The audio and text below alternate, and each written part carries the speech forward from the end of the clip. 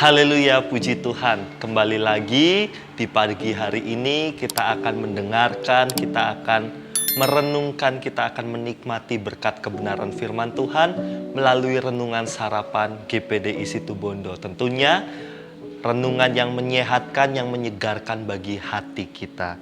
Puji nama Tuhan, pada saat pagi hari ini kebenaran firman Tuhan saya berikan judul Meniru.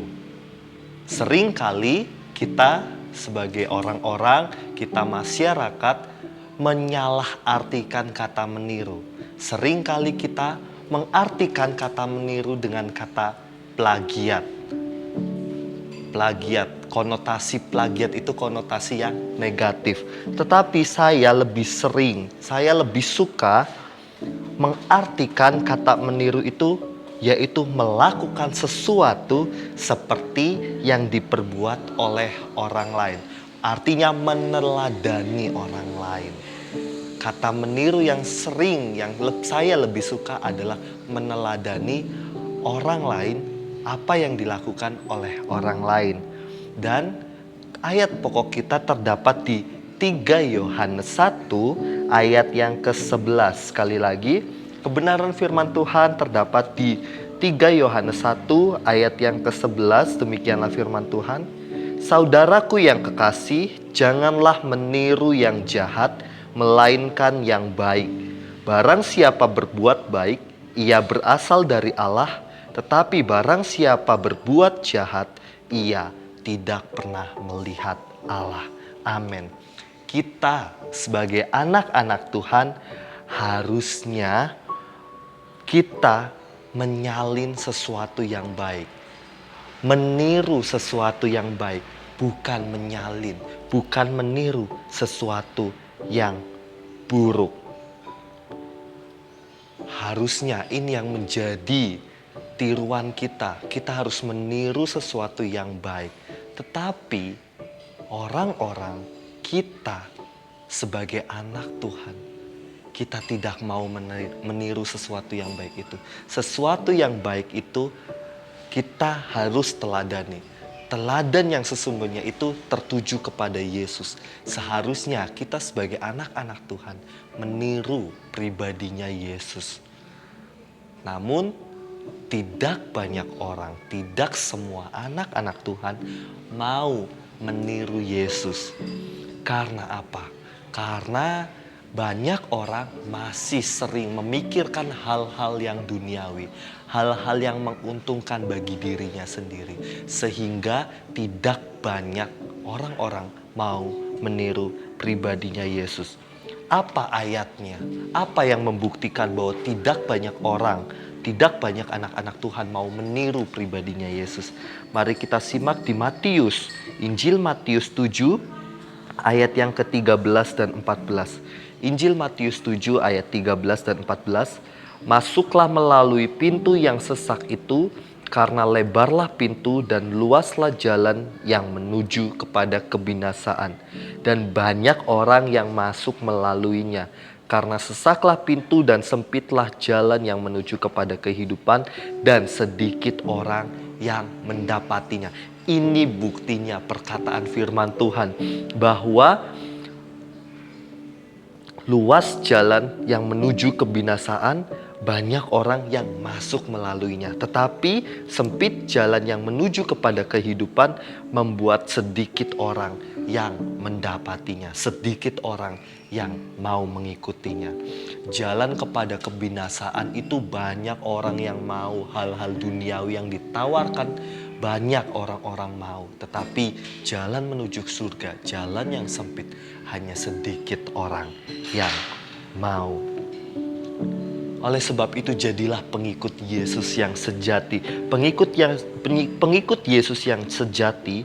Oleh sebab itu kita sebagai anak-anak Tuhan harus mengikuti apa yang Yesus lakukan, apa yang Yesus kerjakan. Artinya karakter-karakternya Yesus, kebiasaan-kebiasaan Yesus yang sering Yesus kerjakan. Kita juga sebagai anak-anak Tuhan harus meneladaninya, harus menirunya. Di sini saya akan membagikan beberapa poin penting ketika Yesus melakukan segala sesuatu dalam hidupnya selama ada di dunia ini. Hanya saya bagikan 3 poin penting itu.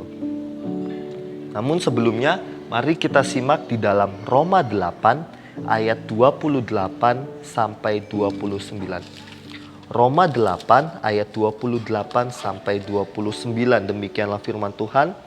Kita tahu sekarang bahwa Allah turut bekerja dalam segala sesuatu untuk mendatangkan kebaikan bagi mereka yang mengasihi Dia, yaitu bagi mereka yang terpanggil sesuai dengan rencana Allah. Sebab semua orang yang dipilihnya dari semula, mereka juga ditentukannya dari semula untuk, garis bawahi, untuk menjadi serupa dengan gambaran anaknya, supaya ia, anaknya itu Yesus Kristus, menjadi yang sulung di antara banyak saudara. Supaya kita, anak-anak Tuhan, menjadi segambar, menjadi serupa dengan gambar anaknya, dengan gambarnya Yesus. Kita meniru Yesus, kita meneladani karakter Yesus. Ada quotes berkata bahwa bukankah karakter yang terbentuk itu ditentukan dari dengan siapa kita bergaul. Karakter kita terbentuk tergantung dengan siapa kita bergaul, dengan siapa kita menjadikan seseorang itu contoh. Dan di sini ada beberapa poin tentang hal-hal yang Yesus kerjakan atau karakter Yesus yang dikerjakan selama ada di dunia ini. Tentunya ada banyak karakter Yesus, tapi saya bagikan menjadi 3 poin yang bisa kita teladani. Yang pertama, Yesus menyadari siapa Bapanya yang sejati. Sekali lagi, poin pertama, Yesus menyadari siapa Bapanya yang sejati. Di dalam Injil Lukas 2 ayat 49, Injil Lukas 2 ayat 49, demikianlah firman Tuhan. Jawabnya kepada mereka, jawab Yesus kepada orang tua di dunianya. Mengapa kamu mencari aku? Tidakkah kamu tahu bahwa aku harus berada di dalam rumah Bapakku? Yesus tahu siapa Bapanya yang sejati. Bapanya yang sejati adalah Allah Bapa. Sehingga Yesus berkata bahwa aku harus berada di dalam rumah Bapakku. Yesus tahu siapa Bapanya. Yesus tahu apa identitasnya. Identitasnya adalah anak Bapa. Oleh sebab itu kita juga sebagai anak-anak Tuhan, kita tahu siapa Bapa kita.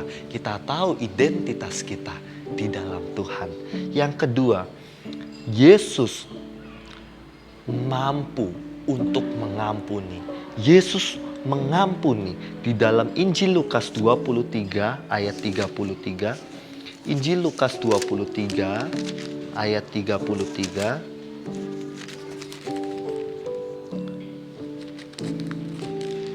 Demikianlah firman Tuhan.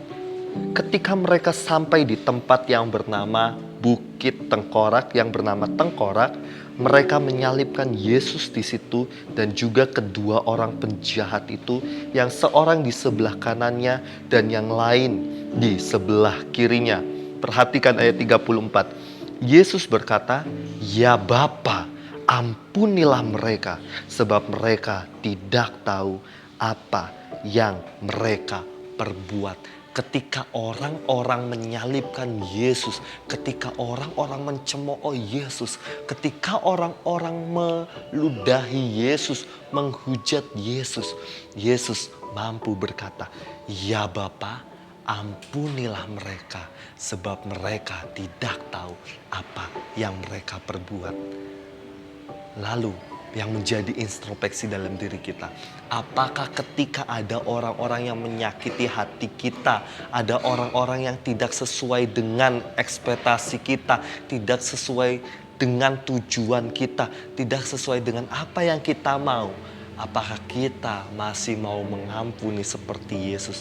Bukankah Yesus saja lebih daripada kita? Yesus mampu untuk mengampuni.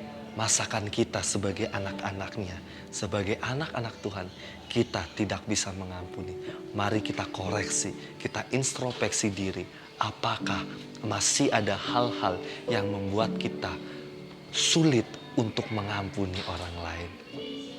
Dan poin yang ketiga, Yesus meminta melakukan hal-hal yang sulit. Kalau kita mau menjadi pengikut Yesus yang sejati, kita harus siap mengikuti teladannya untuk melakukan hal-hal yang sulit.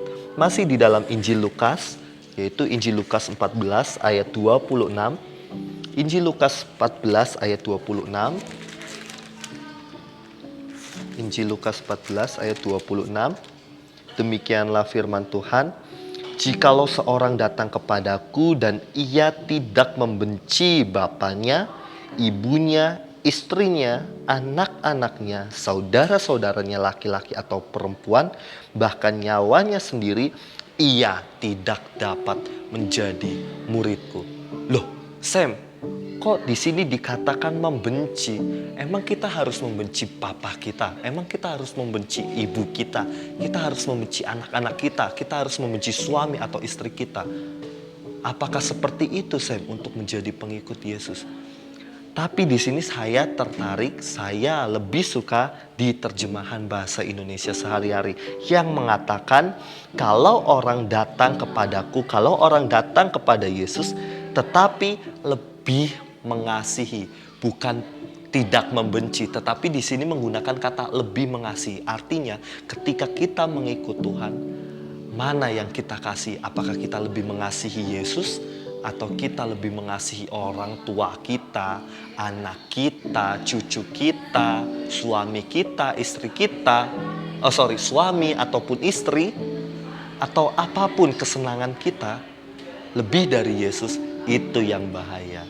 Kita harus mengasihi Yesus. Kita harus menjadikan Yesus yang terutama dan yang pertama di dalam posisi kehidupan kita. Itu yang dimaksud di dalam Injil Lukas 14 ayat 26. Kita harus mengutamakan Yesus di atas segala-galanya. Bukan keluarga, bukan kesenangan, bukan diri kita, tetapi Yesus yang menjadi prioritas kita. Amin untuk kebenaran firman Tuhan. Oleh sebab itu, mari kita mau meniru pribadi Yesus. Pribadi Yesus yang sadar siapa Bapaknya, yang tahu identitasnya, Yesus yang mengampuni, dan kita mau melakukan apa yang Yesus firmankan, meskipun itu sulit bagi kehidupan kita. Sekian renungan firman Tuhan pada saat pagi hari ini. Selamat beraktivitas, Tuhan Yesus pasti memberkati.